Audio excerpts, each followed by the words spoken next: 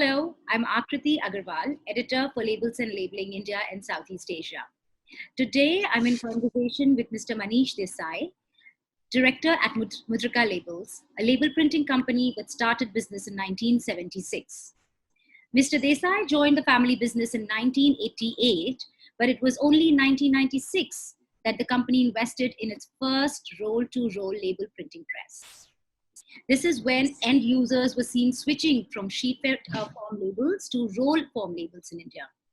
However, the company could not run the press until 1999. With this, I welcome Mr. Manish Desai to the interaction. Hello, sir, and welcome to the interaction. Hello, Ashwati. Hello, sir. Could you tell us about those 3 years and how did you finally run your first Copac press in 99? Okay, now we have started our business in 1996. My first Copac has come around in May or June, and we couldn't start this machine. We have started the machine, but not in a full fledged or something, because every company has a learning curve. But in my case, the learning curve is extended to 3 years. So we don't know what we are putting into the machine and what is coming out. Maybe sometimes it's a block problem, sometimes it's a machine problem. We don't have the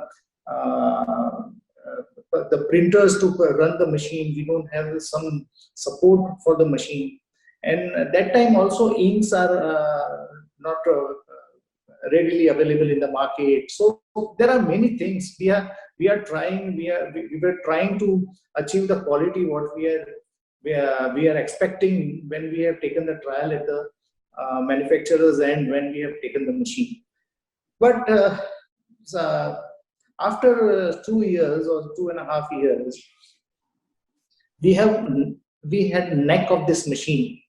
So around January 99, we have started with the full-fledged with this Copac machine, and then we have bought every year, one after another machines, and that's how we have started our roll-to-roll business.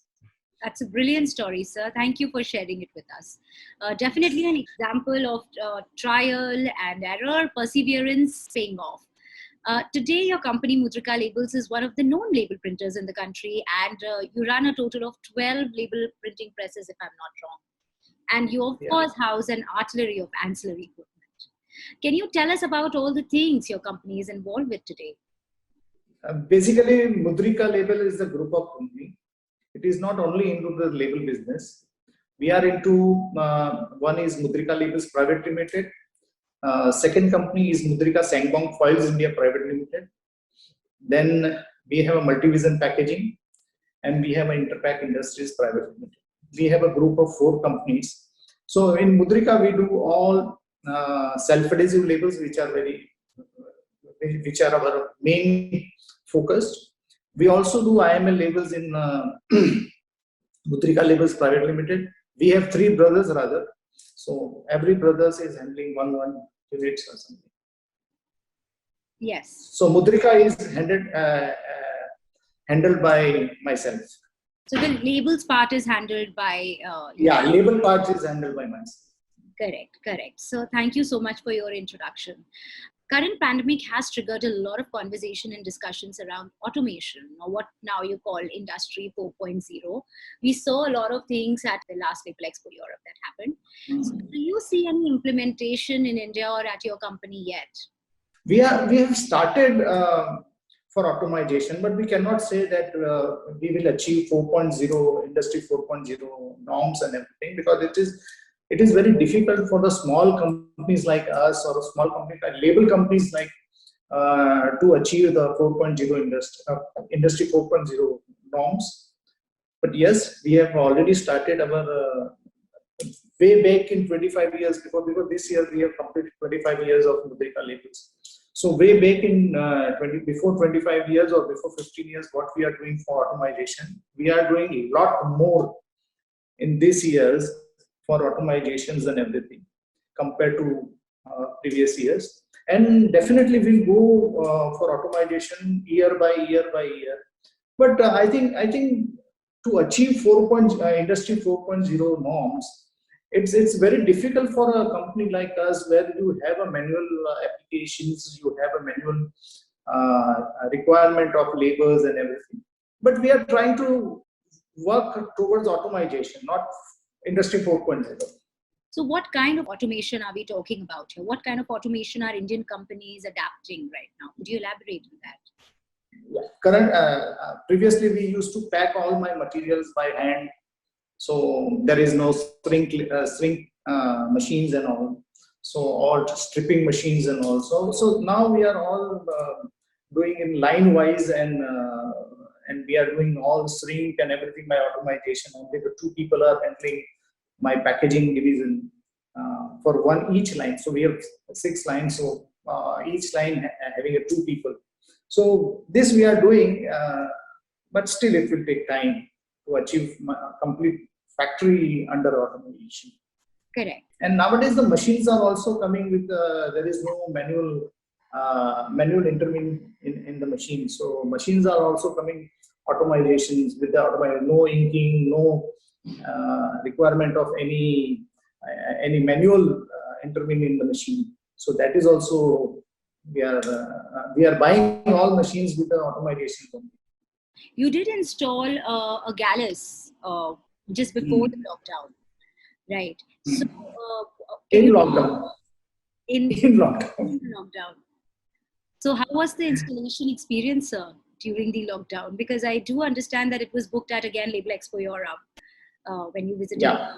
So how was the experience of installing Gallus? My Gallus ECS 340 just come in lockdown. So we have installed in April 2020.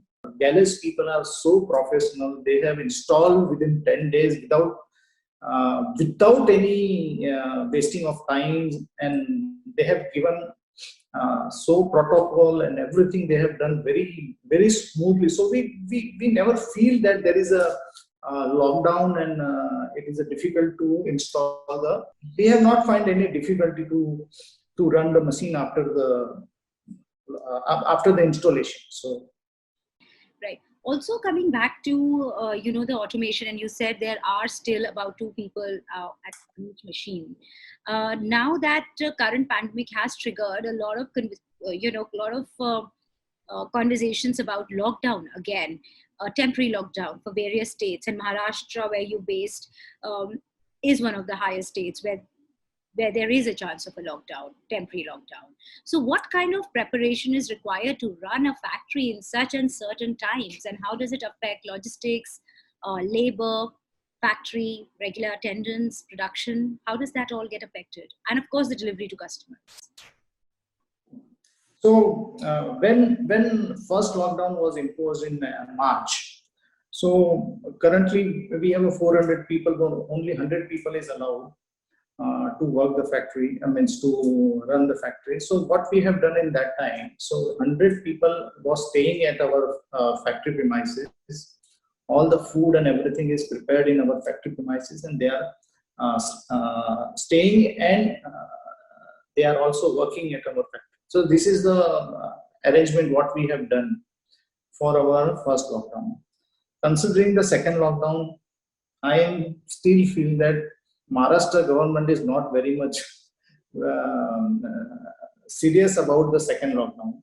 And even if there is a second lockdown, what kind of lockdown they will, night curfew they will do or whatever, not much full day lockdown I am not thinking of, and I don't think so now there is a correct time for Maharashtra government to give a lockdown for the full, because all workers are have tempo of working. Once again, if there is a lockdown, the tempo of the people, of the worker and everybody else will come down. So nobody is, after say again lockdown, there is a pickup for the production. To take up production is very difficult. And myself is very much positive about there will be no second lockdown. Only there will be precautions to be taken. They will take the precautions. Don't travel after this time, or don't take the train after this time, or this kind of small 2-3 precautions they will take.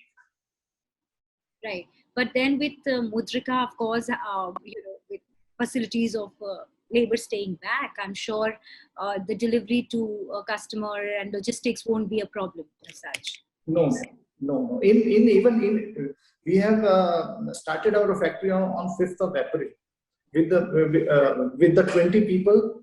Then down the line, we have converted into 100 people. Slowly, depending upon the rules and regulation of the Maharashtra government. But that time also, we have supplied to our customers all over India. That is a good thing. Confident and more prepared if it does come to that. Yeah. So, how is the current pandemic coupled with the price increase across the raw material chain, paper, ink, affecting the industry and Mutraka Labels? And by when do you think is it expected to settle down? Currently, situation in the industry is very bad.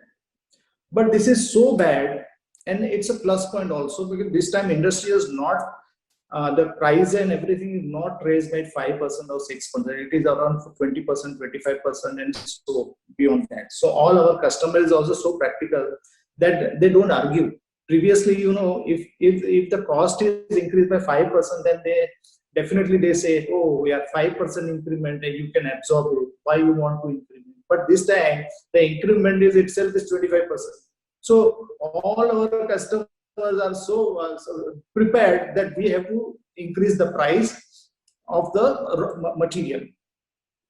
So this time we are happy. All printing fraternity is happy because the price will going to go up and the customer is ready to pay it.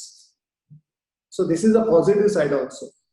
Correct. So it's good to know that the converters have managed to increase the end selling price of labels, which was not happening earlier. So that is definitely a very, very positive step.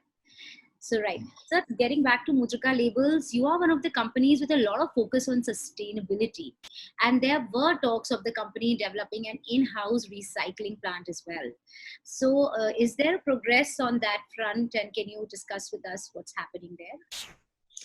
Yeah, but actually we were planning to install a sustainability machine, means a recycling machine on our factory, but unfortunately because of the pandemic we couldn't give the order and everything, and then this we have postponed it to next year. So till 2022, but we have very much we know the process, we know everything, so definitely, and we have selected the machines also. So definitely 2022 we will be installing our sustainability plant. We will recycle only the side runs of PP material.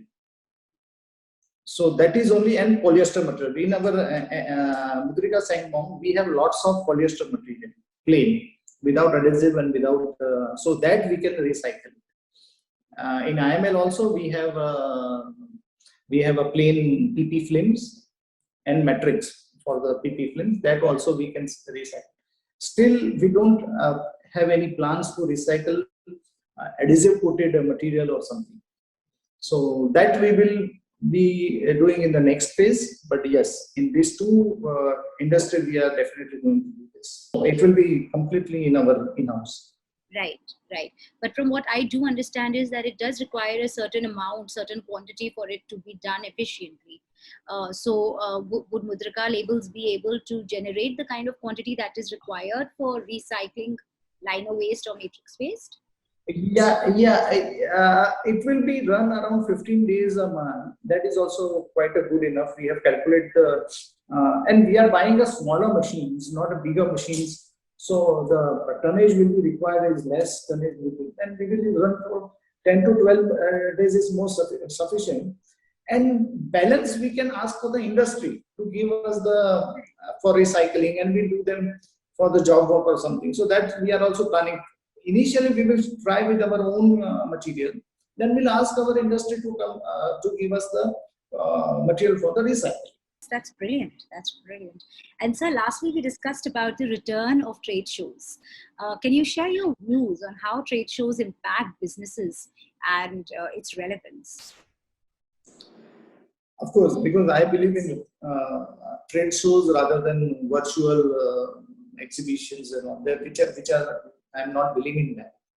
in trade shows, you meet your suppliers, you understand the machine, you understand the quality, you will be able to understand many things. Over and above, you also, in trade shows also, you meet your competitors, your colleagues in the same industry, you discuss what is happening in the industry. That is also one of the major part you can discuss with your means same industry fellow, that what is happening in the industry. So trade shows is definitely going to be there. There is no other option for the trade shows. Now today also, if you are doing virtual exhibitions, many people are registering and nobody is entering into they are not logging in also. So your list is 700, but only the 300 people is listening, and that too, only the panelist is only talking, and there is no questions or no answers can be asked. So it is not a correct way of interacting with the industry. So I think trade shows is very important. Hopefully after July, August, when the things do settle in after the vaccination, we Yeah. can return of people meeting and networking like they did earlier, Yeah. but in a new normal.